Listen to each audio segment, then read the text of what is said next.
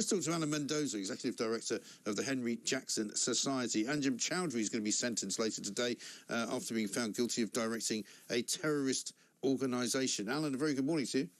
Good morning, Mike. Thanks very much for joining us.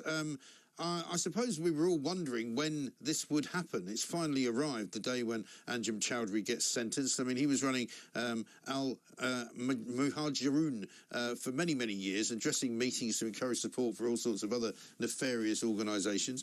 Why does it take so long to get him?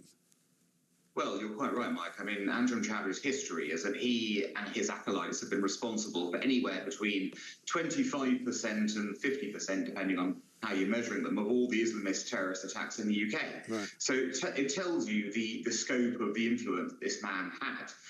He ran a banned terrorist organisation, or rather an organisation that became quite rightly banned. He tried to change the name several times. He was caught out. Eventually, he did go down to jail, of course, for having invited support for ISIS. But the mistake was, to actually let him out again, having done that. Given his long history of radicalisation, his history and deep-seated views, it was never likely he was going to return to a peaceful life. And as you say, it's therefore no surprise this has happened, but really we should have expected it sooner and should have done something about it sooner to prevent his radicalising message. Absolutely. And I mean, given that we have a pretty limp justice system at the moment in this country and not very much room in our prisons, is it likely that he'll get a decent sentence? I think he will, because he's been found guilty of directing a terrorist organisation. So this Al Muhajirun that was banned, seemingly he hadn't finished with it. And he was caught in a very elaborate sting operation trying to direct its operations in the US, would you believe.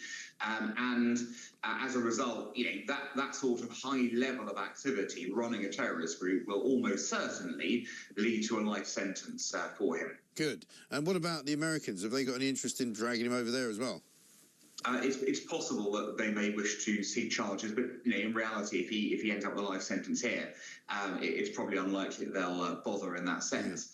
Yeah. He's not getting younger. The likelihood is he will spend most of the rest of his life in prison as a result of this. Yeah.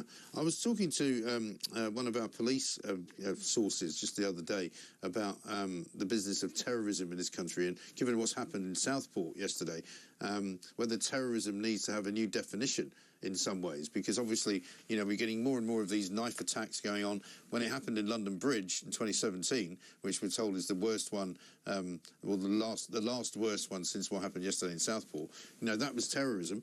Nottingham apparently wasn't terrorism because it was a schizophrenic, and apparently this one they're not regarding as terrorism because there may be a mental health issue. Is it time that we somehow recalibrated that definition?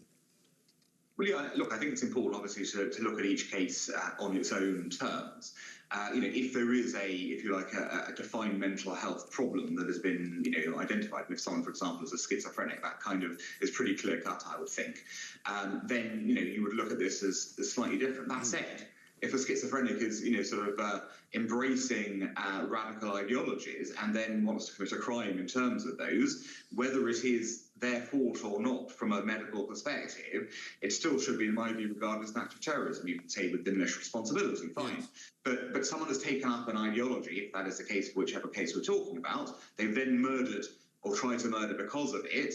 It tells you something going on that's beyond just the norm. It's not like, someone has just lashed out on the street randomly. Right. So I do think, Mike, it is important, you've got to look at each case on its merits. You've got to look at what might be going on. And the Southport case, we still don't know what on earth has gone on there precisely. I think obviously more details will emerge presumably today, and then we can start making judgments as to whether this was just a disturbed person or somebody who had more nefarious intent than simply being disturbed and murdering.